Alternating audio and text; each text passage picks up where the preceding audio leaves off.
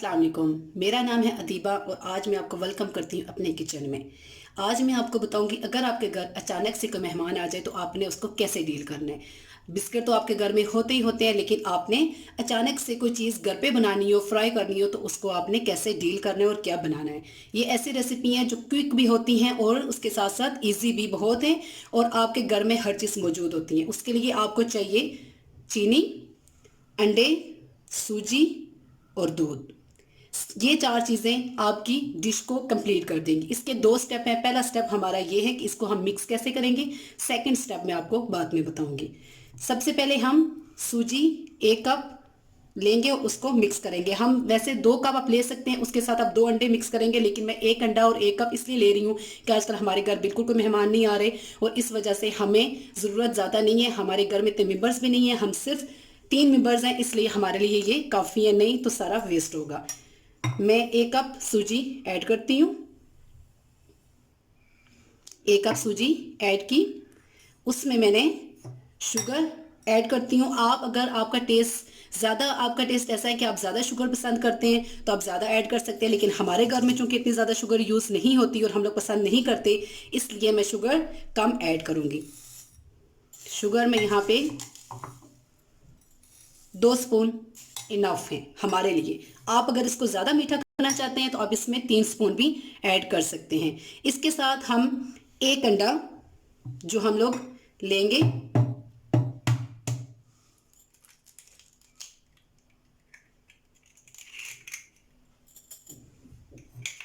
और इसको हम पहले मिक्स करेंगे। इसको मैंने अच्छे से मिक्स कर लिया है। अब देखें ये बहुत ज़्यादा थिक है, इसलिए हम इसे प्रॉपर बनाने के लिए इसमें ऐड करेंगे दूध। ठीक है, दूध आप इतना ऐड करेंगे कि ये अच्छा सा अमेज़ा बन जाए। ठीक है, वैसे इस रेसिपी का कोई नाम तो नहीं है, ये मेरी अपनी रेसिपी है, लेकिन सूजी के बिस्किट्स भी आप इसे कह सकते हैं। आप इसे कोई भी नाम दे सकते हैं। मैं तो वैसे जब मैंने फर्स्ट टाइम बनाई थी तो मैं इसे रसगुल्ले कहती थी, फिर मैंने कहा नहीं, इसको सूजी के बिस्किट कहते हैं। आप इसको कोई भी नाम देते, सूजी के बिस्किट्स ही आप कह सकते हैं। ठीक है, लेकिन ये बहुत टेस्टी बनती हैं, बहुत मज़ेदार बनती हैं, आपके गेस्ट इसे बहुत पसंद करते हैं। मेरा पर्सनल एक्सपीरियंस है, मैंने जब भी किसी गेस्ट को सर्व किए हैं सब बहुत खुश हुए हैं। सब ने मुझसे रेसिपी पूछी है कि आप कैसे बनाती हैं। ठीक है, आप इस तरह अपने अकॉर्डिंग आप इसको ऐसे मिक्स करें कि ऐसे इसका अमेज़ा अच्छा सा तैयार हो जाए, सॉफ्ट सा अच्छा सा। आप देख सकते हैं कि कितना अच्छा ये तैयार हो रहा है। आपको बिल्कुल किसी परेशानी में जाने की ज़रूरत नहीं है। जब आप कोई भी गेस्ट आए तो आप क्विकली उनको हैंडल कर सकती हैं और वो खुश भी होंगे और इन्जॉय भी करेंगे और आपसे पूछ के भी जाएंगे। यकीन करें, आपसे पूछ के जाएंगे कि रेसिपी बताएं और आपने ये ज़रूर बताना है कि अदीबा की रेसिपी है। ओके, इसके साथ साथ मेरे चैनल को सब्सक्राइब भी करना है आपने और उसको शेयर भी करना है और मुझे सपोर्ट भी करना है। ठीक है, ये हमारा अमेज़ा रेडी हो गया है। ठीक है, अब इसको हम लोग नेक्स्ट स्टेप की तरफ जाएंगे। नेक्स्ट स्टेप हमारा ये होगा कि हमने एक कढ़ाई लेनी है और ऑयल लेना है, दैट्स इट, फ्राई करने के लिए। ओके, चलते हैं नेक्स्ट स्टेप की तरफ। ओके, नेक्स्ट स्टेप है हमारा, हमने इसको फ्राई करना है। ओके, ये मेरा लाइटर जल्दी से नहीं चलता, थोड़ा टाइम लेता है। ओके, कढ़ाई में थोड़ा सा पानी है, इसको हम खुश्क होने देंगे।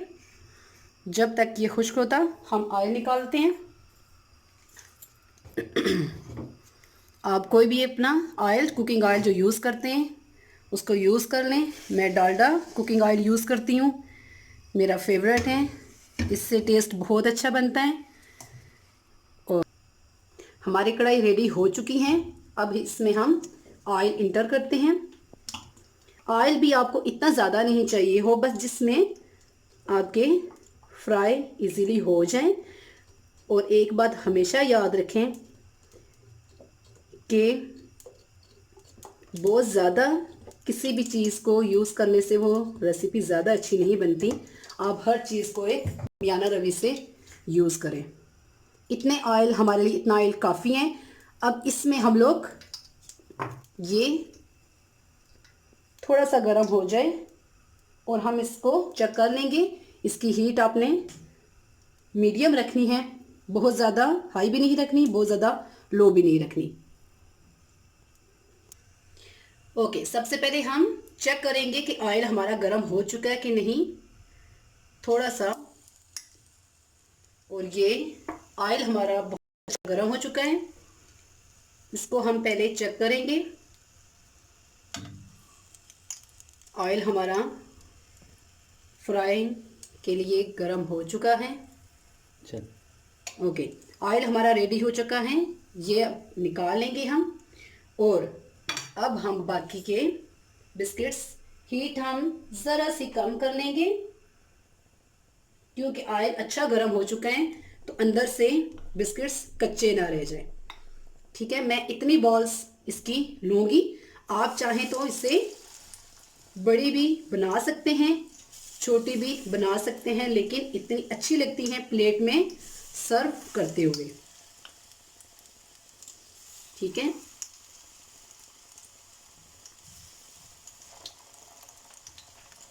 देखें कितने जल्दी बन रहे हैं।